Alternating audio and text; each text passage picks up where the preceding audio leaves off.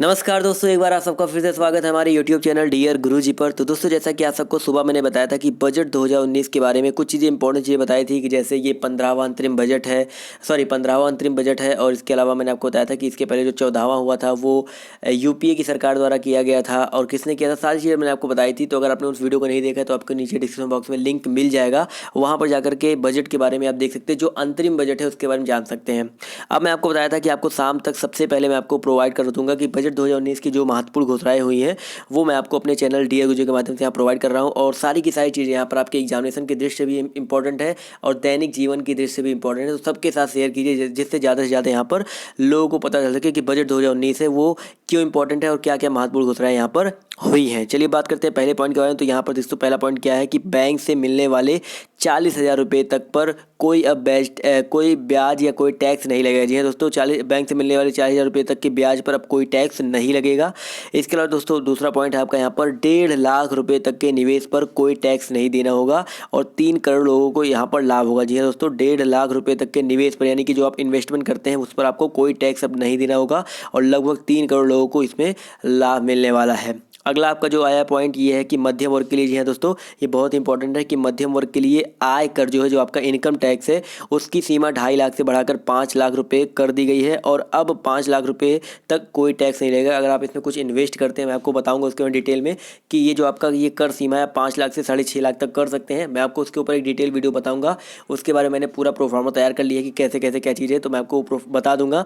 But अभी के लिए क्या समझ लो कि जो मध्यम वर्ग के लोग हैं उनके लिए अब ये 2.5 लाख से पहले कर सीमा थी, इनकम टैक्स सीमा थी, अब उसको 5 लाख रुपए तक कर दिया गया है, उनको कोई टैक्स नहीं देना पड़ेगा। चलिए बात करते हैं सेकंड पॉइंट, अगले पॉइंट के। तो यहाँ पर अगला पॉइंट क्या है कि अनुसूचित जनजातियों के कल्याण की सहायता राशि, जी हाँ, अनुसूचित जनजाति जो जाति हैं उनके कल्याण के लिए सहायता राशि 62,474 करोड़ रुपये से बढ़ा करके 76,800 करोड़ रुपये कर दी गई है। 35% यहाँ पर कर दिया गया। तो याद रखिएगा, ये आंकड़े याद रखिएगा कितना पहले था और कितना बढ़ा करके किया गया और कौन सी जाति के लिए। इसके बाद दोस्तों आपका अगला पॉइंट है कि वर्ष 2019 और 20 में, जी हाँ ये सबसे इंपॉर्टेंट है, वर्ष 2019-20 में वित्तीय घाटा जीडीपी का 3% रहने का अनुमान है। तो ये बहुत ही इंपॉर्टेंट आंकड़ा है, तो आपको याद रखना है कि जो वित्तीय घाटा जीडीपी का जो है वो 3% रहने का अनुमान है। अगला पॉइंट आपका यहाँ पर दोस्तों क्या कह रहा है कि विजन 2030 इंडिया, जी हाँ दोस्तों, डिजिटलाइजेशन, वाहनों का इलेक्ट्रीकरण, ऊर्जा से चलना, ग्रामीण क्षेत्रों का सशक्तिकरण, साफ नदियाँ, तटीय क्षेत्रों की स्वच्छता और सुरक्षा, अंतरिक्ष योजनाएं, गगनयान, खाद्य सुरक्षा और उपलब्धता, स्वस्थ भारत, आयुष्मान भारत और मिनिमम गवर्नमेंट और मैक्सिमम गवर्नमेंट, इनसे रिलेटेड जो चीज़ें हैं ये आपका विजन 2030 के अंतर्गत है। तो आप याद रख सकते हैं कि विजन 2030 इंडिया आपका क्या रहने वाला है। तो विजन 2030 में ये सारी चीज़ें आपका बजट में पेश की गई हैं। ये सारी चीज़ें आपको पॉइंट आउट इसका नोट कर सकते हैं, स्क्रीनशॉट ले सकते हैं। इसके अलावा दोस्तों अगला पॉइंट क्या था कि जिन लोगों की आय, जी हाँ ये बहुत इंपॉर्टेंट है, जिन लोगों की आय 5 करोड़ रुपए सालाना से कम है उसे 3 महीने में एक बार रिटर्न भरना पड़ेगा। जी हाँ दोस्तों, जिन लोगों की आय जो है 5 करोड़ रुपए सालाना से कम है उन्हें 3 महीने में एक बार रिटर्न जो है वो आपको भरना पड़ेगा। अगला पॉइंट आपका यहाँ पर कह रहा है जीएसटी लागू कर सरकार ने इतिहास रचा। जी हाँ दोस्तों, और नई कंपनियों को 25% कारपोरेट टैक्स देना होगा। जी हाँ दोस्तों, जीएसटी लागू कर सरकार ने इतिहास रचा है, नई कंपनियों को 25% कारपोरेट टैक्स जो है वो देना होगा। अगला पॉइंट आपका दोस्तों यहाँ पर क्या कह रहा है कि अगले 2 सालों में लगभग सभी टैक्स स्क्रूटनी और मूल्यांकन इलेक्ट्रॉनिक तरीके से किए जाने का प्रावधान है। जी हाँ दोस्तों, अगले 2 सालों में जो सभी टैक्स है उसकी जो स्क्रूटनी है, उसका जो मूल्यांकन है वो इलेक्ट्रॉनिक तरीकों से किए जाने का प्रावधान सुनिश्चित किया जाएगा और अब टैक्स ऑफिस आपको नहीं जाना पड़ेगा। तो ये बहुत इंपॉर्टेंट आपका यहाँ पर बन जाता है। अगले पॉइंट की बात करें दोस्तों, अगले 5 सालों में 1 लाख डिजिटल गाँव बनाए जाएंगे। जी हाँ दोस्तों, अगले 5 सालों में 1 लाख डिजिटल गाँव बनाए जाएंगे। पिछले 5 सालों में मोबाइल डेटा का उपयोग जो है वो 50% बढ़ा है। जी हाँ दोस्तों, अगले 5 सालों में 1 लाख डिजिटल गाँव बनाए जाएंगे। डिजिटल गाँव का मतलब क्या है कि वहाँ पर वाईफाई और सुविधा जो है बीबीएनएल जो भारत सरकार द्वारा स्टार्ट किया गया हो सकता है आपको वहाँ पर ब्रॉडबैंड या गीगा फाइबर को प्रोवाइड किया जाए और 5 सालों में मोबाइल डेटा का जो उपयोग है वो 50% तक बढ़ा है। अगले पॉइंट की दोस्तों यहाँ पर बात करें दोस्तों, अगला पॉइंट आपका यहाँ पर कह रहा है कि मछली पालन और पशुपालन को प्रमोट करने के लिए 10,000 करोड़ के 2 फंड बनाने का प्रस्ताव दिया गया है। दोस्तों, मछली पालन और पशुपालन के लिए को प्रमोट करने के लिए, इन दोनों चीज़ों को प्रमोट करने के लिए 10,000 करोड़ रुपए के 2 फंड बनाए जाने का प्रस्ताव दिया गया है। अगला पॉइंट आपका यहाँ पर कह रहा है दोस्तों, 42 मेगा फूड पार्क को अत्याधुनिक बनाने का वादा। जी हाँ दोस्तों, 42 मेगा फूड पार्क को अत्याधुनिक बनाने का वादा किया गया है। मछली पालन और पशुपालन को प्रमोट करने के लिए 10,000 करोड़ के 2 फंड, ये तो मैंने आपको बता ही चुका हूँ। लेकिन आपका ये क्या है अगला पॉइंट कि 42 मेगा फूड पार्क को अत्याधुनिक बनाने का वादा है। इसके अलावा अगला पॉइंट आपका यहाँ पर बात करते हैं तो ये कह रहा है दोस्तों कि 2,000 करोड़ रुपये का कृषि बाजार और संरचना कोष बनाने की घोषणा। जी हाँ दोस्तों, 2,000 करोड़ रुपये का कृषि बाजार और संरचना कोष बनाने की यहाँ पर घोषणा की गई है। ये बहुत इंपॉर्टेंट है। कितने ये आंकड़े जो है आपको ये आंकड़े याद रखने हैं। अगला क्वेश्चन आपका कह रहा है कि कोलकाता से वाराणसी के बीच सागरमाला के तहत फ्रेट कॉरिडोर बनाया गया है। जी दोस्तों, कोलकाता से वाराणसी के बीच सागरमाला के तहत फ्रेट कॉरिडोर बनाया गया है और आज पूरे देश में ब्रॉड गेज पर एक भी मानव रहित क्रॉसिंग नहीं बची है। जी हाँ दोस्तों, ये बहुत इंपॉर्टेंट है, याद रखिएगा। कहाँ से कहाँ तक? तो कोलकाता से वाराणसी के बीच सागरमाला के तहत फ्रेट कॉरिडोर, ये जो है फ्रेट कॉरिडोर, ये चीज़ याद रखिएगा। फ्रेट कॉरिडोर यहाँ पर बनाया गया है और एक भी मानव रहित क्रॉसिंग यहाँ पर नहीं बची है।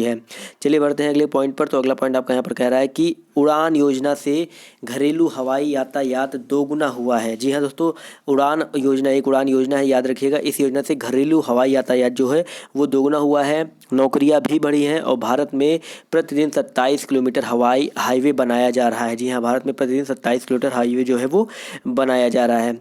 अगला पॉइंट आपका दोस्तों यहाँ पर है कि राष्ट्रीय सुरक्षा के मुद्दे पर घोषणा रक्षा बजट पहली बार 3 लाख करोड़ रुपए का हो गया है। ये बहुत ही इंपॉर्टेंट पॉइंट है कि राष्ट्रीय सुरक्षा के मुद्दे पर घोषणा रक्षा बजट पहली बार 3 लाख करोड़ रुपए का हो गया है और वर्ष 2019-20 के लिए डिफेंस बजट की भी घोषणा की गई है। तो ये चीज़ याद रखिएगा, यहाँ पर आप इसका स्क्रीनशॉट ले सकते हैं, बहुत ही ज़्यादा ये इम्पॉर्टेंट है। चलिए बढ़ते हैं अगले क्वेश्चन पर। तो अगला क्वेश्चन आपका यहाँ पर क्या कह रहा है? अगले क्वेश्चन की अगर हम बात करें तो कह रहा है आपके यहाँ पर, माफ़ कीजिएगा।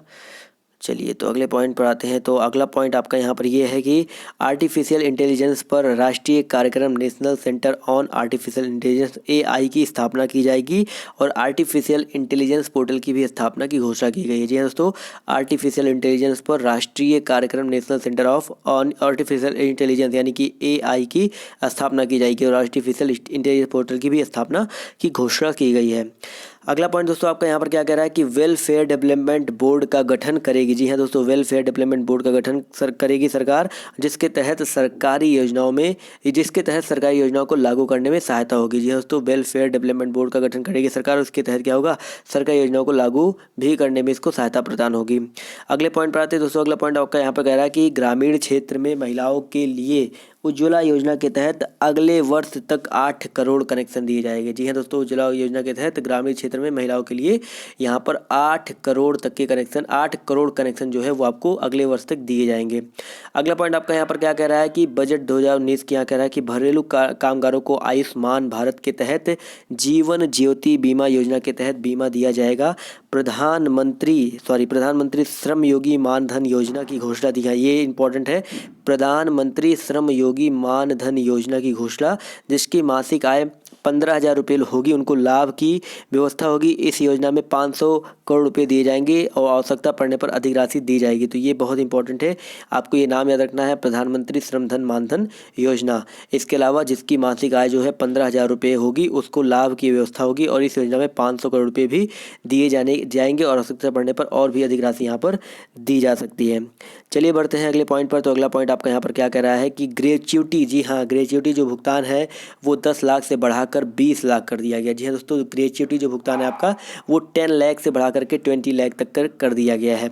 इसके बाद दोस्तों अगला पॉइंट आपका यहाँ पर कह रहा है कि पशुपालन के लिए मछुआरों को ब्याज में 2% की छूट दी जाएगी। दोस्तों, पशुपालन के लिए मछुआरे जो है उनको ब्याज में 2% तक की छूट दी जाएगी।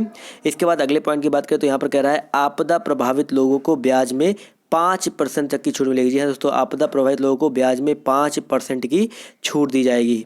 इसके बाद दोस्तों अगले पॉइंट की बात करते हैं। दोस्तों अगला पॉइंट आपका यहाँ पर कह रहा है कि राष्ट्रीय कामधेनु आयोग, ताकि गाय की नस्लों को सुधारा जा सके, कामधेनु योजना पर 750 करोड़ रुपए खर्च किए जाएंगे। दोस्तों, राष्ट्रीय कामधेनु आयोग, ताकि गाय की नस्लों को सुधारा जा सके, कामधेनु योजना ये याद रखिएगा, इस पर 750 करोड़ रुपये जो है वो खर्च किए जाएंगे। अगला पॉइंट दोस्तों आपका यहाँ पर कह रहा है कि प्रधानमंत्री किसान सम्मान योजना को आरंभ करने की योजना दी है। दोस्तों, प्रधानमंत्री किसान सम्मान योजना को आरंभ करने की योजना है और योजना के तहत गरीब किसानों को 2 हेक्टेयर तक की ज़मीन वालों को, जी हाँ, 2 हेक्टेयर तक के ज़मीन वालों को उनके अकाउंट में प्रतिवर्ष 6,000 रुपये दिए जाएंगे। जो कि गरीब किसान हैं जिनके पास 2 हेक्टेयर तक की ज़मीन है उनको प्रतिवर्ष अकाउंट में 6,000 रुपये दिए जाएंगे। तो ये बहुत इंपॉर्टेंट है। अगला पॉइंट आपका दोस्तों यहाँ पर क्या कह रहा है कि किसानों की उन्नति और आय वृद्धि के लिए फसल का पूरा दाम दिलाने और आय दोगुनी करने की घोषणा के तहत एमएसपी जो है 50% तक की घोषणा की है। तो बहुत इंपॉर्टेंट है, किसानों की उन्नति और आय वृद्धि के लिए फसल का पूरा दाम दिलाने और आय दोगुनी करने की घोषणा के तहत 50% जो है एमएसपी घोषणा की है। चलिए बढ़ते हैं अगले पॉइंट पर। तो अगला पॉइंट आपका यहाँ पर कह रहा है कि 22वां एम्स हरियाणा में बनाया जाएगा। जी हाँ दोस्तों, 22वां जो एम्स है वो आपका हरियाणा में बनाया जाएगा और देश में अब तक 21 एम्स काम कर रहे हैं। दोस्तों अभी तक देश में 21 एम्स काम कर रहे हैं और जो आपका 22वां एम्स है वो आपका हरियाणा में बनाया जाएगा। अगला पॉइंट आपका यहाँ पर कह रहा है कि मनरेगा के लिए 60,000 करोड़ रुपए का आवंटन किया जाएगा। जी हाँ दोस्तों, मनरेगा के लिए 60,000 करोड़ रुपए का आवंटन दिया जाएगा और आवश्यकता पड़ने पर राशि जो है बढ़ाई जा सकती है। तो ये किसके लिए? मनरेगा के लिए। ये आंकड़े याद रखने 60,000 करोड़ रुपए। अगला पॉइंट दोस्तों आपका यहाँ पर कह रहा है कि प्रधानमंत्री ग्राम सड़क योजना के लिए 19,000 करोड़ रुपए आवंटित, जो पिछली बार 15,000। जी हाँ दोस्तों, प्रधानमंत्री ग्राम सड़क योजना जो है उसके लिए 19,000 करोड़ रुपए आवंटित किए गए हैं, जो कि पिछली बार आपका कितना था? 15,000 करोड़ रुपये था। चलिए आते हैं अगले पॉइंट पर। दोस्तों अगला पॉइंट आपका यहाँ पर कह रहा है, तो यहाँ पर ये कुछ इंपॉर्टेंट पॉइंट्स थे। अब यहाँ पर अंतरिम बजट में आपको पिछली बार बताया था, अंतरिम बजट में आपको बताता हूँ। अंतरिम बजट क्या होता है दोस्तों? अंतरिम बजट जो होता है वो चुनावी वर्ष में एक प्रकार की आर्थिक व्यवस्था है जिसके तहत सरकार बनने की, सरकारी खर्चों का इंतजाम करने की औपचारिकता जो है पूरी की जाती है और नई सरकार बनाने के लिए जो समय होता है उस अवधि के लिए अंतरिम बजट जो है वो संसद में पेश किया जाता है। इसके अलावा जो चीज़ आपको बजट के बारे में जानना है, मैंने आपको पिछले वाले वीडियो में बताया था, नीचे डिस्क्रिप्शन बॉक्स में आपको उसका लिंक मिल जाएगा, आप जाकर के वहाँ पर चेक कर सकते हैं और बजट के बारे में जो पूरी जानकारी है वहाँ से देख सकते हैं। और अगर आपका पीडीएफ चाहते हैं तो हमारे टेलीग्राम से जुड़ सकते हैं, वहाँ पर इस पूरे के पूरे बजट का जो आपको पीडीएफ है आपको वहाँ पर देखने को मिल जाएगा।